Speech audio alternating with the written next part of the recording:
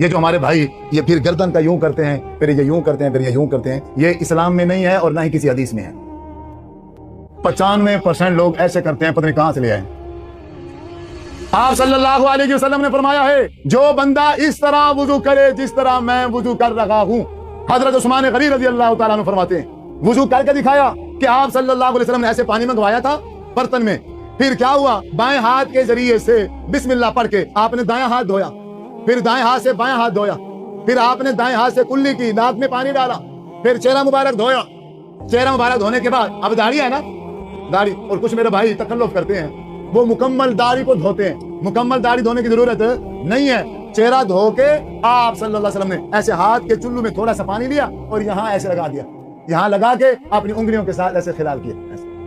مکمل داڑھی دھونے کی ضرورت نہیں ہے۔ پھر آپ نے دایاں بازو دھویا، آپ نے پھر بایاں بازو دھویا، پھر آپ صلی اللہ علیہ وسلم نے سر کا مسح کیا۔ اب سر کا مسح دیکھنا، ایک آپ کرتے ہو جو شریعت کے خلاف ہے، اور ایک یہ طریقہ ہے جو محمد الرسول اللہ صلی اللہ علیہ وسلم نے کیا۔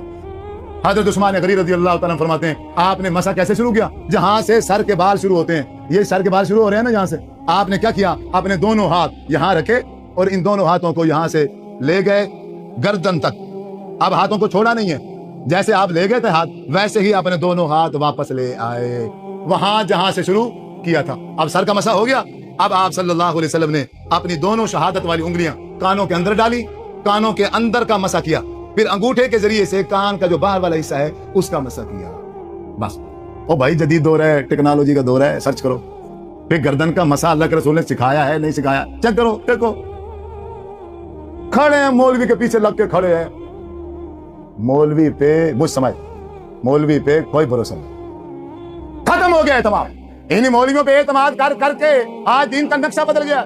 پھر آپ صلی اللہ علیہ وسلم نے پاؤں مبارک دھویا، دایاں پاؤں دھویا، پھر آپ نے بایاں پاؤں دھویا، پھر آپ صلی اللہ علیہ وسلم نے ارشاد فرمایا جو بندہ میرے اس وضو کی طرح وضو کرے گا، جو بندہ میرے اس وضو کی طرح وضو کرے گا اور وضو کرنے کے بعد پھر دعا پڑھے گا اشہد ان لا الہ الا اللہ وحدہ لا شریک لہ واشہد ان محمدا عبدہ ورسولہ، اللہ اکبر، اس کے پچھلے سارے گناہ کیا ہو جائیں گے؟ معاف۔ اور دوسری بات، کل قیامت کے دن جنت کے 8 دروازوں کو کھول دیا جائے گا، ان 8 دروازوں سے آواز آئے گی اس کا جس دروازے سے جی چاہے جنت میں داخل ہو جا۔